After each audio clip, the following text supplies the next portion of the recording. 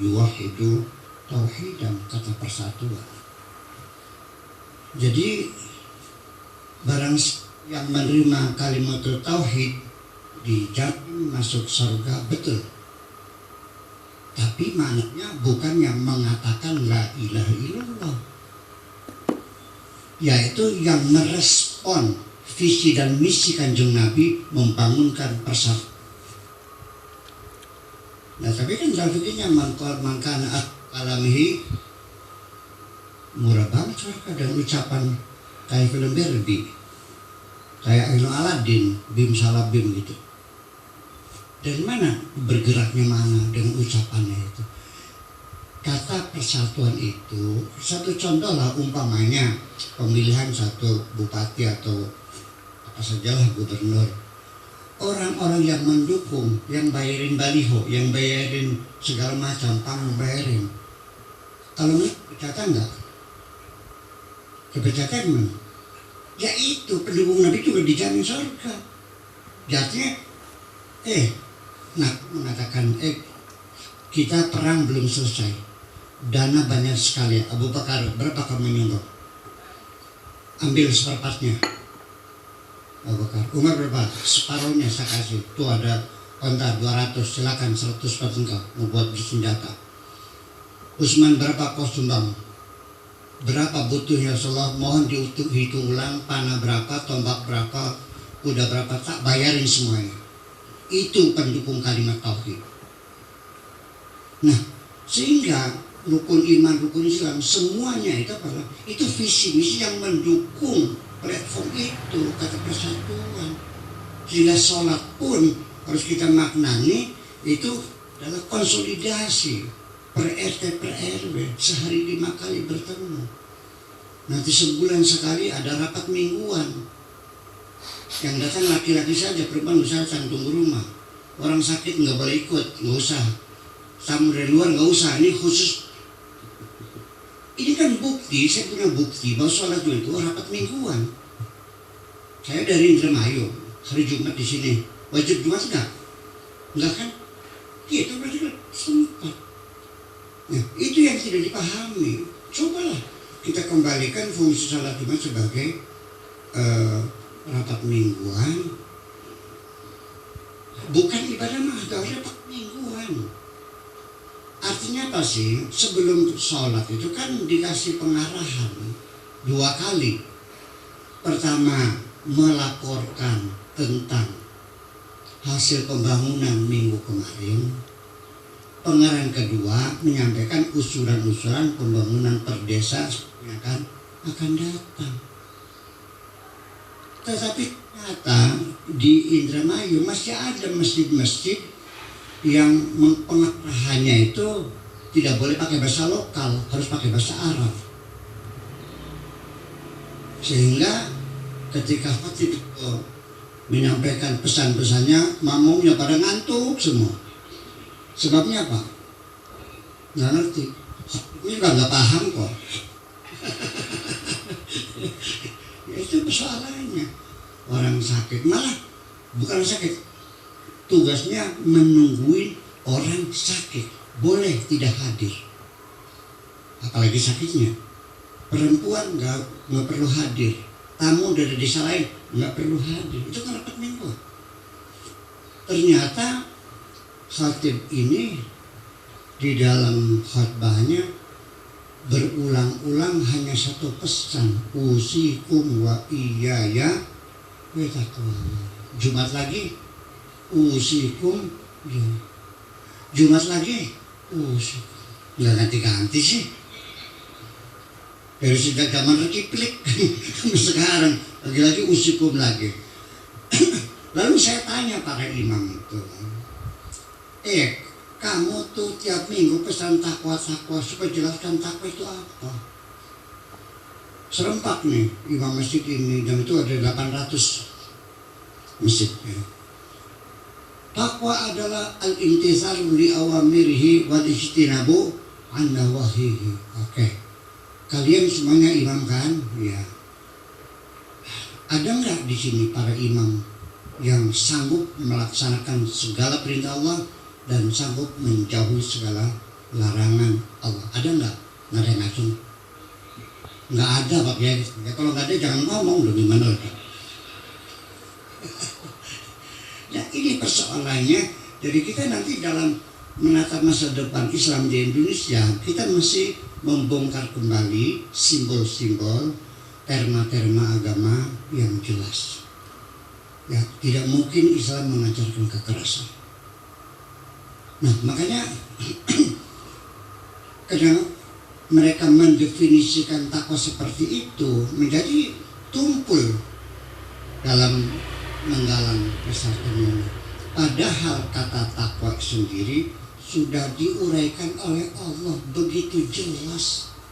Kenapa kita mengambil definisi buatan manusia, sedangkan Allah sendiri menjelaskan? Apa takwa kata Allah? Dzalikal kitabul la raiba fihi hudal lil muttaqin. Siapa orang takwa itu? Alladzina yu'minuna bil ghaibi.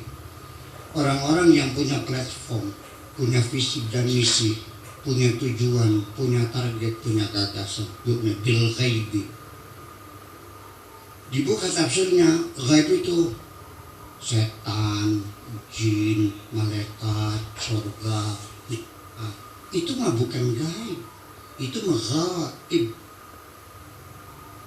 Alladzina yu'minuna bil ghaibi, bukan bil ghaibi. Bahasanya sama, G-H-A-I-B. Ya, bisa ghaib, bisa ghaib. Bahasa Arabnya beda, ghaibun. Kalau ini ghaibun. Ghaibun itu artinya sesuatu yang bersifat konsep. Atau minimal yu'minuna bil ghaib ay yu'minuna billah. Nggak usah kesetan-setan dong.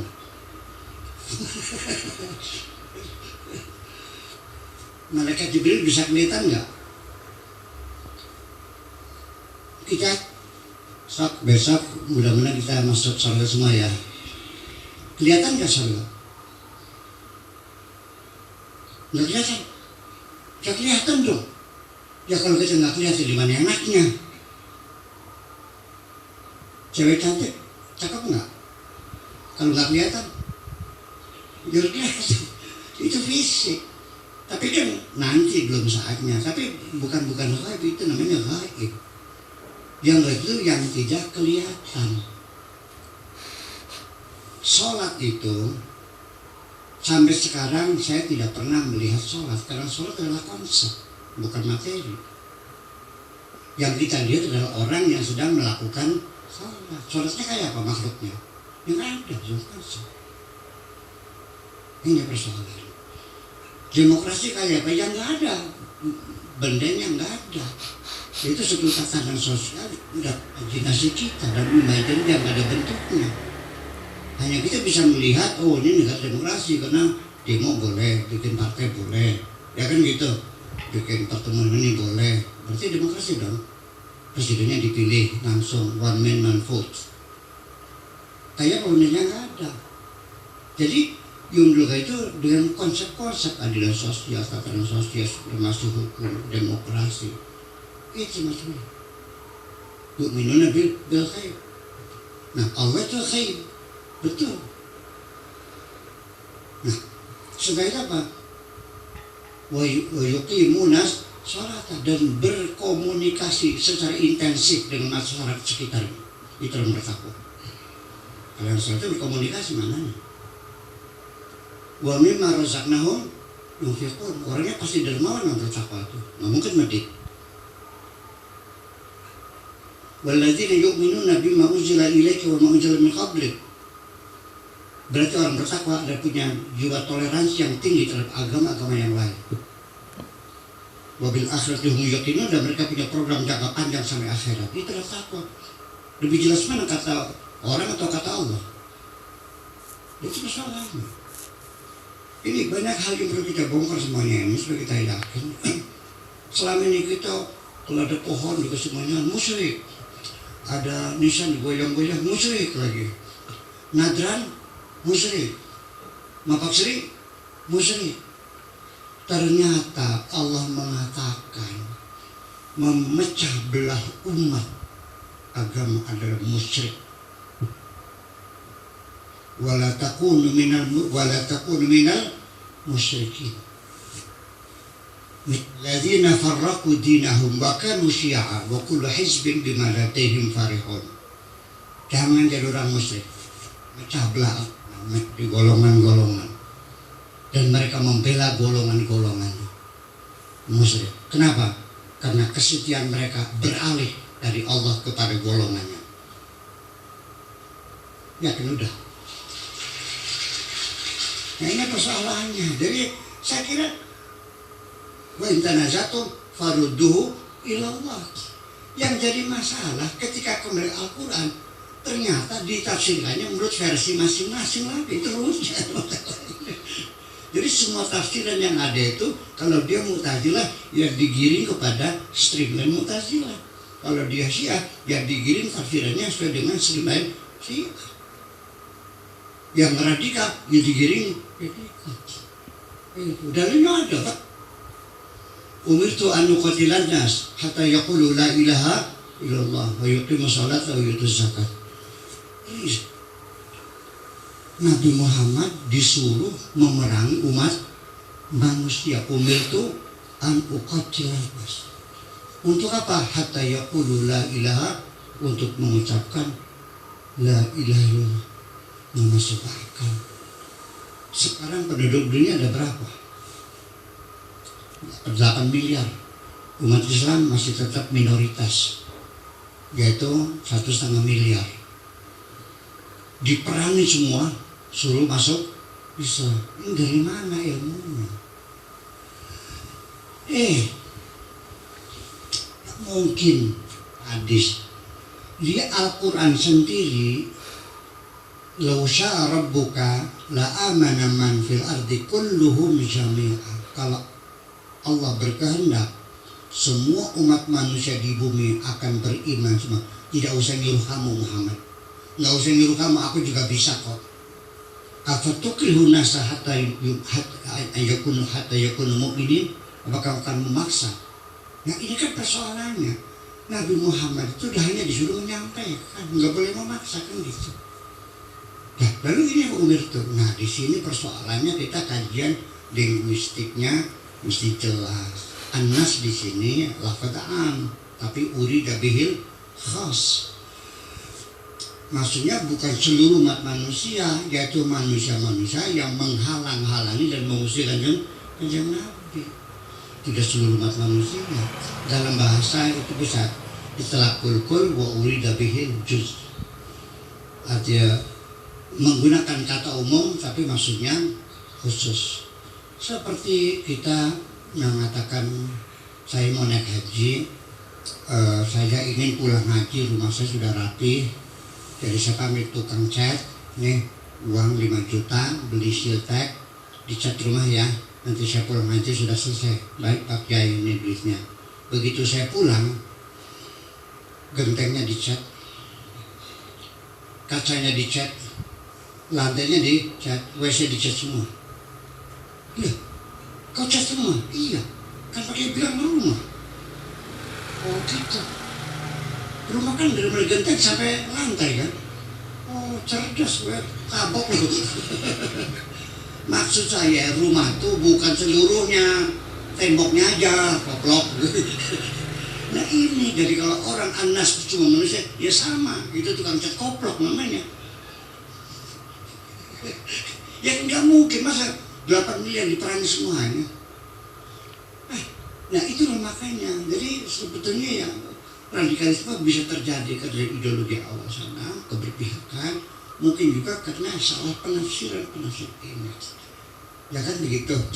Nah dari sisi ideologi awal sana, ya coba kita bangun kepribadian Indonesia yang aslinya.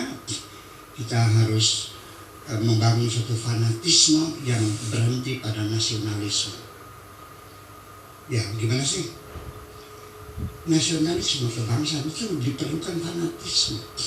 Dan harus, andaikan Indonesia perang dengan Arab Saudi atau dengan Mesir atau dengan negara Islam yang lain, apa sajalah, yang benar negara luar, yang benar Saudi umpamanya, kita yang salah.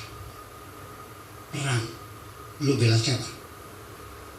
Jujur, bela yang benar, bela Indonesia. Jujur. Right or wrong is my country. Kubela semuanya itu. Apa itu? So, kalau nggak begitu, lu mau tinggal di mana? Nah itu masalahnya. Guys, gitu bukan dialog ya. Maka, assalamualaikum warahmatullahi wabarakatuh.